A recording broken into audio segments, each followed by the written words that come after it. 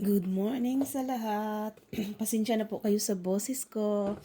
So, naisipan ko lang to bigla. Gagawa ako ng French toast na my own way.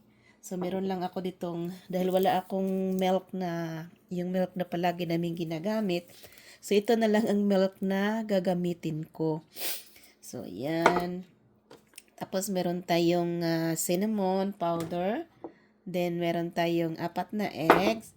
Tapos, ito namang ating bread. So, actually, ang bread na binili ko, yung slice bread na pahaba yung, yung slice niya. So, kinakat ko lang to ng half para hindi tayo masyadong mahirapan kasi sobrang taas at sobrang laki kasi. So, ayan, ibuhos ko na yung isang can natin ng milk. So, ito po ay evap po ito. Tapos, lagay natin yung egg.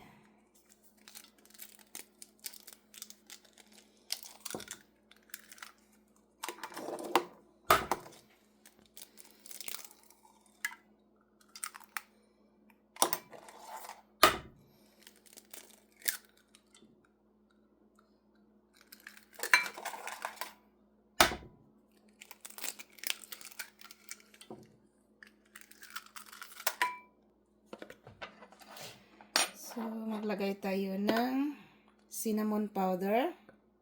So, gusto ko kasi yung yung maraming cinnamon ba. So, lagyan ko ng 2 tablespoon.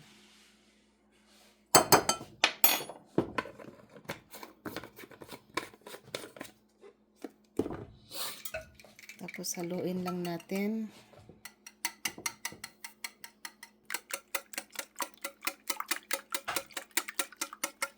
Ihalo lang talaga siya ng maigi para mag-mix talaga yung cinnamon natin. Napakabango po. Ang bango kasi ng cinnamon eh. So yan, ngayon ready na ang ating sausawan sa ating bread. So umpisahan na natin. So ngayon maglagay na po tayo ng butter. So butter po ang iluluto natin na So mahina na po yung natin.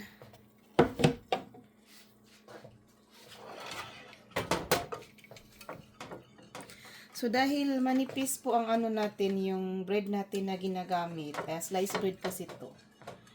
So, wala po kasi akong baget.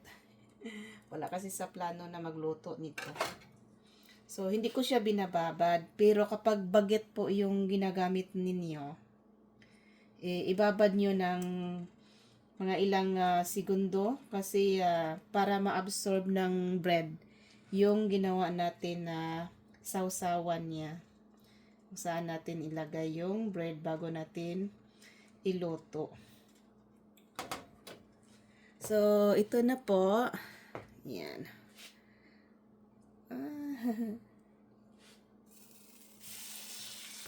Yan. So, mahina na po yung natin, yung apoy. Para hindi yung mag-overcook kaagad. So, habang maghihintay tayo niyan, binigyan kami ng maple syrup ng kaibigan namin. So, ito po ang maple syrup na gagamitin natin. So, meron akong maple syrup sa galing sa kapatid ko na nasa US. Yun talaga yung business ng asawa niya. Pero naubos na kasi. Masarap kasi yung maple syrup. So, itry natin na baliktarin. So, ayan. Ang ganda.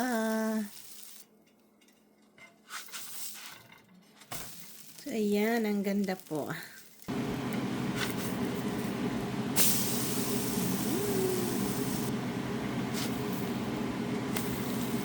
Ayan.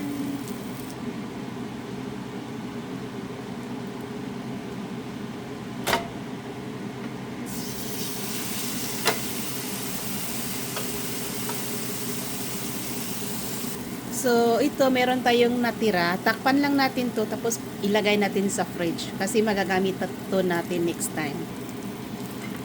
Ayan, luto na po lahat. I-prepare na lang natin. So, ito na po ang ating finished product. I mean, hindi pala finish. So, lagyan natin ng banana. Yan.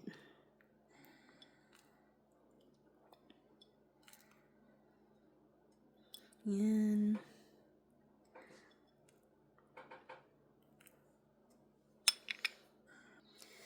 So, ngayon, lagyan natin ng maple syrup.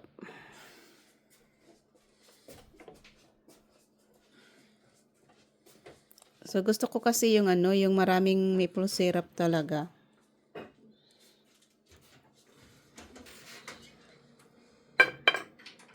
Yan.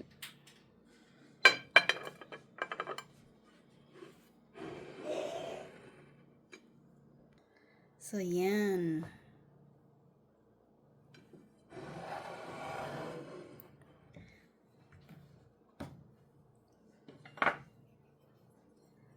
So,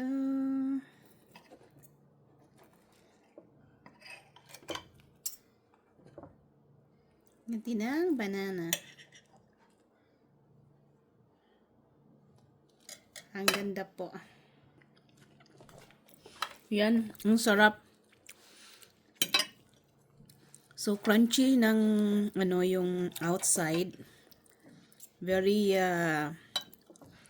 tingnan ninyo.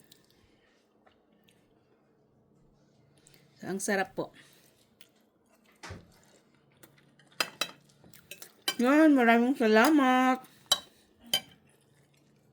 Thank you for watching. So, don't forget to like, share, and subscribe. And see you next video. Yan. So, very yummy po ang ating, yan, very yummy po. Bye! God bless us all!